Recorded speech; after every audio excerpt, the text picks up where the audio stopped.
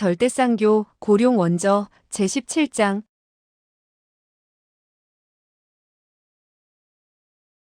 17. 초록 뱀의 사나이. 소호하는 흑지주의 위아래를 훑어보고는 웃으면서 말을 받았다. 형님이라고? 당신은 키도 나보다 작은데 당신이 날더러 형님이라 불러야 하지 않을까? 흑지주는 언성을 높였다. 강호에는 날 형님이라 부르고 싶어하는 사람이 굉장히 많아. 하지만 난 허락해본 일이 없지. 그런데 넌. 철심나는 어느 사이엔가 일어서서 소어에게 눈치를 주었다. 그러나 그는 마치 듣지도 보지도 못한 듯 여전히 싱글싱글 웃었다. 그나저나 흑노제, 넌 재주가 좋더구나. 날더러 뭐라고 불렀지? 흑노제, 우리 가서 한잔하는 게 어때? 이제 곧 너에겐 큰 화가 닥칠 테고 내가 아니면 그 어느 누구도 너를 구하지 못해. 내가 날 형님이라고 부르면 이익이 많을걸. 철심나는 급한 나머지 소어와의 목이라도 잡아 끌고 형님이라 부르도록 권하고 싶었으나 소어와는 여전히 변함이 없었다. 흑노제, 나에게 무슨 재난이 닥친다는 거요. 말 좀 해주시오. 흑지주는 그를 한참 바라보더니 어이없다는 듯 싸늘하게 웃었다. 좋아, 난 너를 돕고 싶었는데 내가 그토록 건방지게 구니 도와줄 필요가 없겠다. 그가 말을 하면서 손을 들자 옷소매에서 무엇인가 실 같은 것이 달빛을 받아 반짝이며 풀려 날아갔다. 소호하는 눈을 깜빡깜빡하며 그것을 자세히 보려 했으나 이미 흑지주가 뒤따라서 몸을 날렸고 곧 시야에서 사라져버렸다. 그야말로 눈 깜짝할 사이의 일이었다. 소호하는 놀라면서도 한편으로는 탐복했다. 말투가 건방지다 했더니 경공이 과연 무섭군. 그의 동문무공인 신준흥공 은사도원은 강호에서 따를 사람이 없어. 그게 뭐기에? 그들은 바로는 그의 옷소매에 있는 것은 남해에 사는 천년묵은 거미의 실로 만든 것이기 때문에 검으로 잘라도 끊기가 어렵대. 그가 그 거미줄을 던지면 10여 장까지 날아간다는데 거미줄이 닿는 곳엔 줄 위에 은침이 추격해 달려든다는 거야. 소호하는 웃으면서 말을 받았다. 그 자식은 이상한 데가 있지만 재미도 있어. 연마한 무술도 괴이하고 재미있군. 그런데 그놈은 대체 나이가 얼마나 되지? 또 왜 나이 든 척하는 걸 좋아하는 거야? 강호에서 어느 누구도 그의 진면목을 본 사람이 없어. 그러니 그의 나이를 정확히 알고 있는 사람도 없을 거야. 그는 키가 작다고 하거나 어리다고 하는 것을 극히 불쾌하게 여기지. 그런 말을 해서 눈밖에 난 사람은 곧 죽고 말아. 그럼 왜 날 살려두었지? 확실히 이상한 일이야. 그를 동생이라고 불렀으니 필시 내 혀를 잘라버렸어야 했을 텐데. 그녀는 잠시 말을 끊고 무언가 생각에 잠기더니 곧 눈을 바로 뜨고 말을 계속했다. 그러나 이 사람은 항상 거짓말을 하지 않았어. 우리에게 곧 큰 화가 미친다고 했는데 그것이 무엇인지는 이야기를 하지 않고 가버렸네. 무슨 화가 미치겠어. 잊어버려. 그러나 그의 목소리는 점점 작아지더니 결국에는 들리지 않을 정도가 되었다. 그는 무엇인가를 발견했던 것이다. 너 무슨 일이야? 뭘 봤어? 뭘 봤기에 그래? 아, 아무것도 아니야. 너 지금 거짓말을 하고 있구나. 내 병을 내가 드디어 알고 말았구나.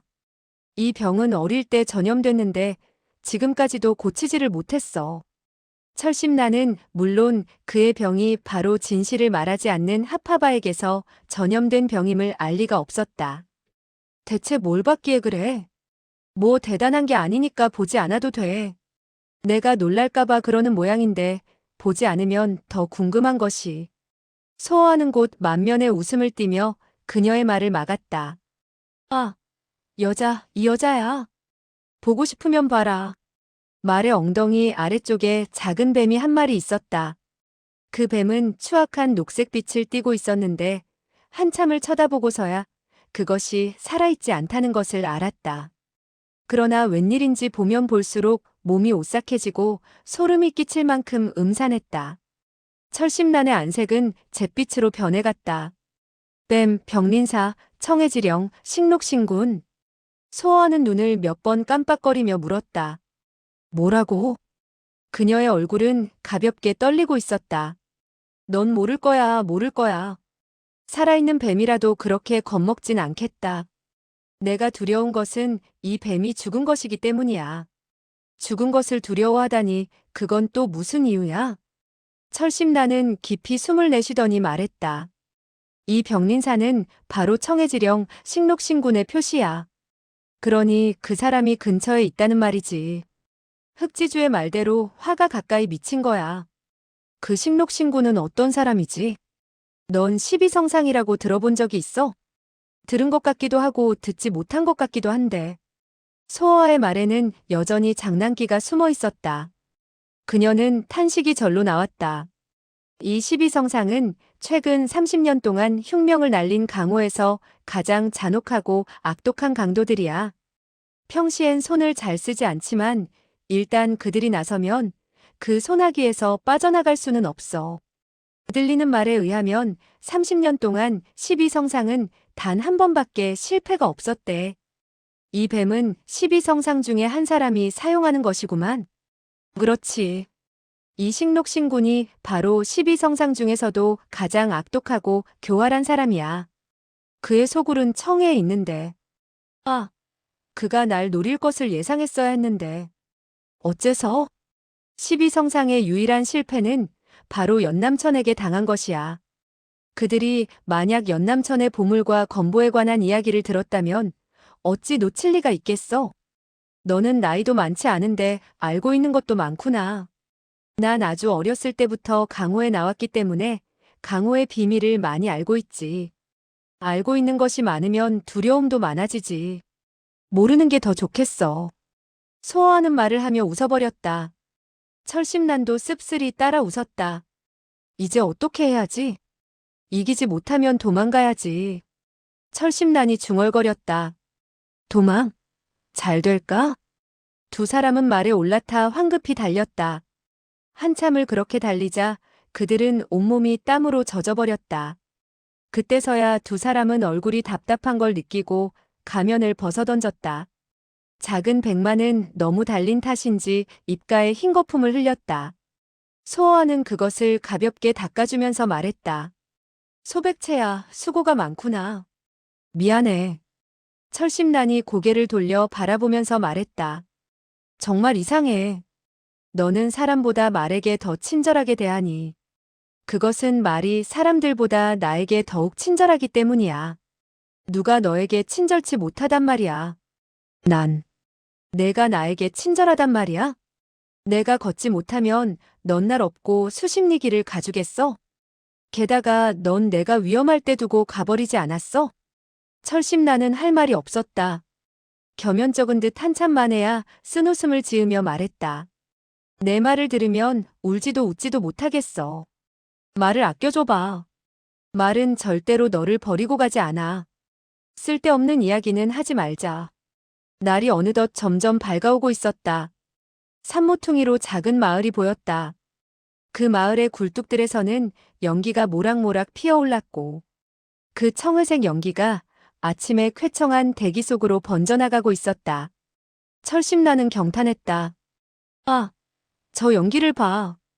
검고 더러운 게 뭐가 보기 좋다는 거야? 철심나는 금방 셀쭉해졌다. 넌 저 모습이 아름답지도 않니? 저 연기의 가장 좋은 점은 우리가 곧 밥을 먹을 수 있다는 것뿐이야. 길 옆으로 청색의 짧은 옷을 입은 노인이 집 앞에 서서 담배를 피우고 있었다. 그는 하늘을 쳐다보며 중얼거렸다. 오늘은 날씨가 좋겠군.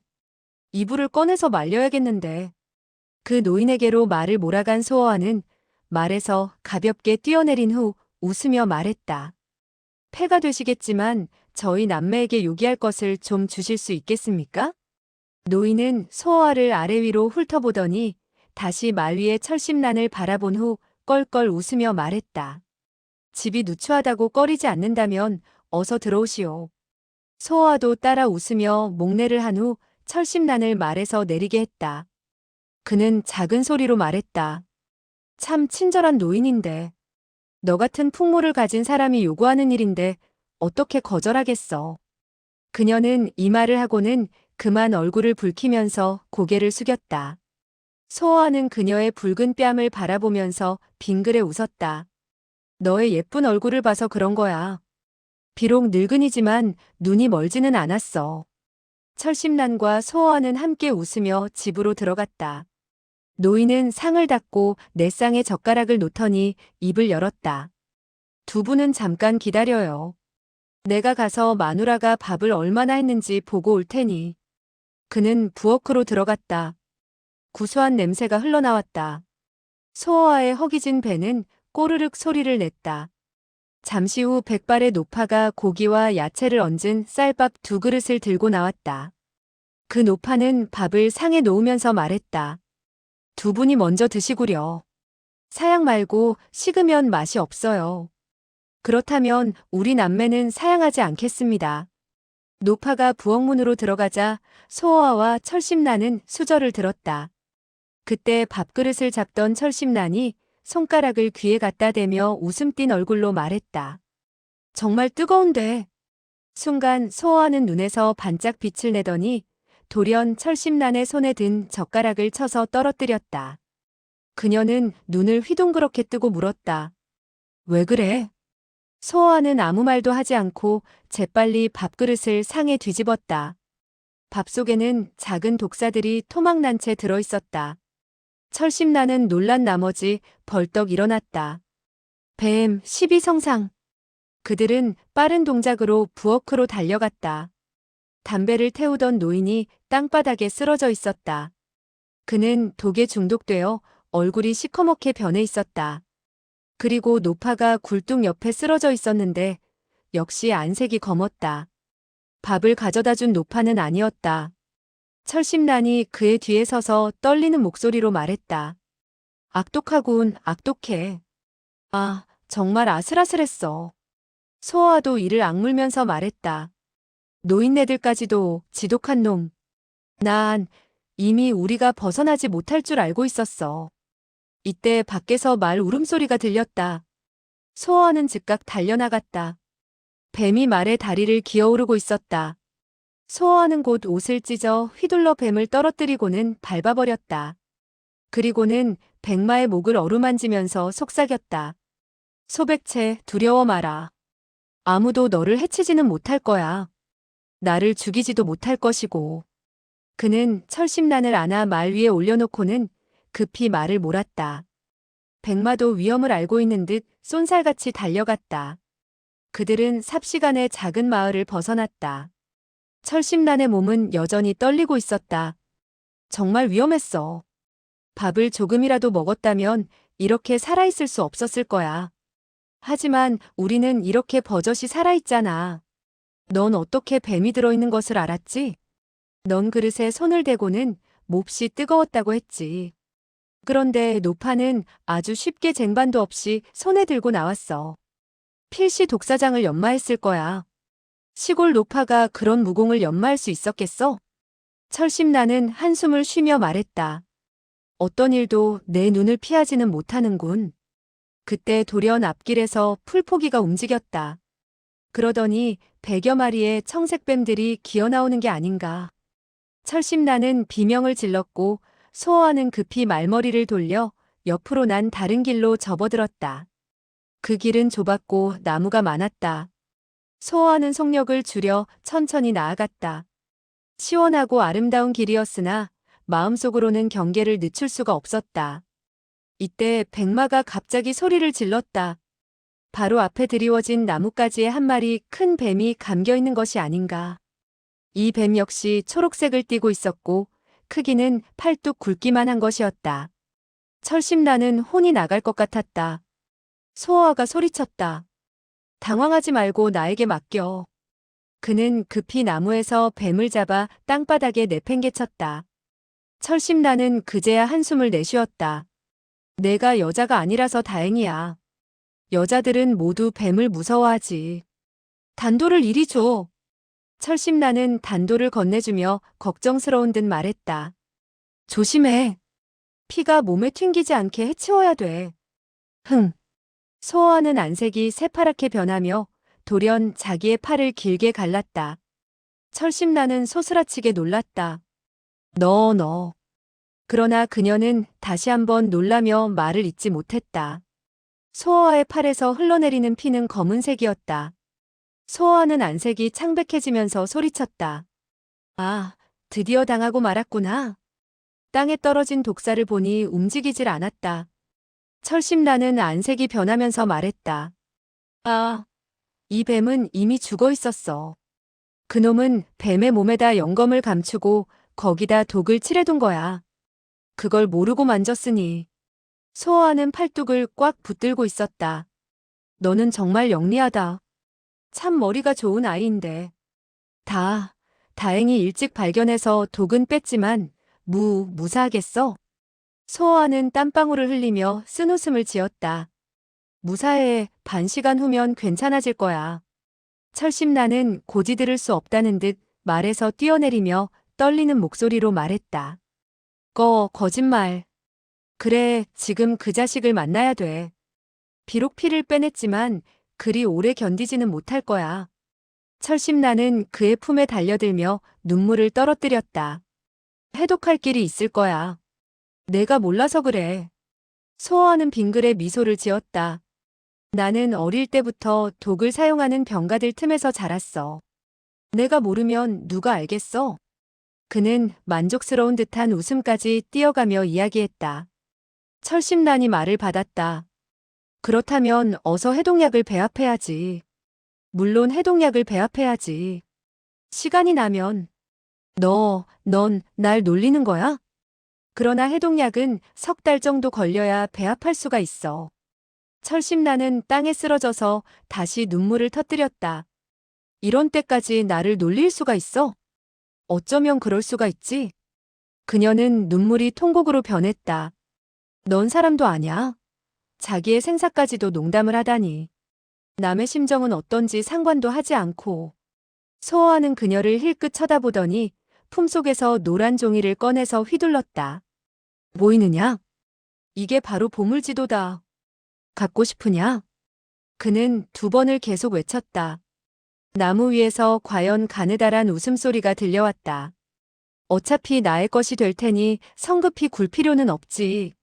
한 사내가 녹색 옷을 입고 나뭇잎 사이에 숨어 있었다. 그의 마르고 긴 몸이 나뭇가지를 타고 있었는데 마치 몸에 뼈가 없는 것 같았다. 한 쌍의 가늘고 작은 눈은 꼭 독사 같았다. 철심나는 그를 바라보자 마치 차가운 뱀이 자기 옷깃 속에 들어오기라도 하듯이 소름이 쫙 끼쳐 옴을 느꼈다. 소어와는 크게 웃으면서 말했다. 이게 정말 너의 것이 될까? 벽사신구는 너털 웃음을 터뜨렸다. 내가 지금 당장에 그것을 바친다면 목숨은 구해주겠다. 철심난이 급히 소리쳤다. 그에게 줘 하여튼. 내 목숨보다 소중하지는 않아. 벽사신군이 말했다. 역시 여자가 영리하군. 소어와는 여전히 웃음을 띠고 있었다. 그럼 이 여자는 영리하고 난 좀 모자라지. 돌연 소어와는 그 종이를 입속에 넣어버렸다. 순간적인 일이었다. 벽사신군이 쉭 하는 소리를 내며 뛰어내리더니 말 위에 앉아있는 소어와를 잡고 무섭게 소리쳤다. 뱉어라. 그러나 소어와는 막지도 피하지도 않고 말에서 끌려 내려온 후 그 종이를 다 삼키고서야 입을 열었다. 그렇게는 못하지. 너 죽고 싶은 모양이구나. 걱정하지 마. 지도는 잘 외워두었으니까. 그러니 날 죽게 하면 넌 한평생 보물을 못 찾을걸. 벽사신군이 놀라면서 손을 놓았다. 소어와는 언제나처럼 유유자적했다. 내가 너라면 즉각 해약을 내놓겠다. 내가 살아나면 지도를 다시 그려줄지도 모르니까. 그렇지 않으면 죽은 사람은 손을 못 움직이지. 벽사신군은 그를 바라보더니 살도 없는 얼굴에 잔혹한 미소를 보이면서 입을 열었다. 내가 너 같은 자식에게 협박을 당할 줄 아느냐? 내 말이 틀렸나? 그 양피지는 삼켰다 해도 뱃속에 남아있을 게다. 너의 배를 해부하면 꺼낼 수가 있어. 소어와는 겉으로는 유유자적하고 태연한 척하고 있었지만 가슴이 덜컥 내려앉았다. 이때 철심난이 나섰다. 그렇게 할 수는 없어. 당신은, 벽사신구는 껄껄 웃으면서 말을 받았다. 안 된다고? 두고 봐라. 그는 허리에서 날카로운 검 한 자루를 꺼냈다. 소화하는 계책을 잘 썼지만 이때만큼은 적절한 방법이 생각나질 않았다. 그가 우물쭈물하는 사이 철심난이 벽사신군을 향해 급히 달려들었다. 그러나 그녀는 병이 완쾌되지 않아 별 힘을 쓸 수가 없었고 벽사신군은 단 한 장에 그녀를 땅바닥에 쓰러뜨리고 말았다. 뱀을 죽이는 것이 너의 재주라면 배를 해부하는 것은 나의 장기야. 그러나 안심해. 단번에 너의 목숨을 앗아가지는 않을 테니. 소호하는 긴장으로 온통 땀투성이었다. 고맙소. 배를 해부해서 그 종이를 꺼내도 너는 죽지 않을 거야. 난 너를 천천히 죽게 해야겠어. 하지만 손 쓸 때 조심해. 오늘 아침 뱀 새끼 몇 마리를 먹었는데 아직 소화가 되지 않았을걸? 뱀이 다치면 안 되니까. 벽사신구는 크게 노했다. 자식, 죽을 때도 입을 놀려. 그가 검을 뻗는 순간 창 하는 소리가 났다. 소호아가 가지고 있던 단검으로 그의 검을 막은 것이었다. 소호아는 이어 계속 몇 번을 공격하였다. 벽사신구는 가볍게 피하면서 웃었다. 함부로 힘을 쓰지 마라. 독성이 발작되면 빨리 죽으니까. 그는 이렇게 말을 하며 자세를 가다듬자 곧 날카로운 공격을 시작했다. 소호아는 손발에 힘이 없어져 곧 쓰러질 것 같았지만 이를 악물고 버티고 서 있었다. 철심나는 벌써 정신을 잃었고 소호아도 점점 힘이 빠져갔다. 한 검이 소호아의 가슴에 상처를 냈다. 소호아는 가슴에서 피가 나오는 것을 보자 미친 듯이 웃으면서 말했다. 배를 해부당하는 것이 그리 흔한 일은 아니지. 나 강원은 오늘 희귀한 경험을 하는군. 그런데 그때 탕, 탕, 탕 하는 소리가 울리더니 벽사신군의 손에 들려있던 검이 조각조각 잘라져 땅에 떨어졌다. 벽사신군은 공중에서 몸을 한번 뒤집은 뒤 나무 위로 오르며 독사같이 작은 눈으로 사방을 두리번거렸다. 나에게 손을 쓴 사람이 누구냐? 여자의 목소리가 들려왔다. 넌 내가 누구인지 모른단 말이냐? 그 말소리는 바로 소선녀의 목소리인 듯했다. 소호아는 의아한 중에도 위기를 벗어나 기뻐했었으나 이 목소리를 듣자 온몸에 찬물을 맞은 듯 굳어버렸다. 벽사신군의 손이나 소선녀의 손이나 모두 마찬가지였다. 벽사신군의 안색이 순간적으로 창백해졌다. 당신, 아가씨. 그 말소리가 다시 서서히 들려왔다. 너는 이 길이 어디로 통하는 길인지 알고 있겠지? 어디서 감히 떠들어. 소호아는 돌연 숙였던 고개를 쳐들더니 얼굴에 웃음을 띄었다.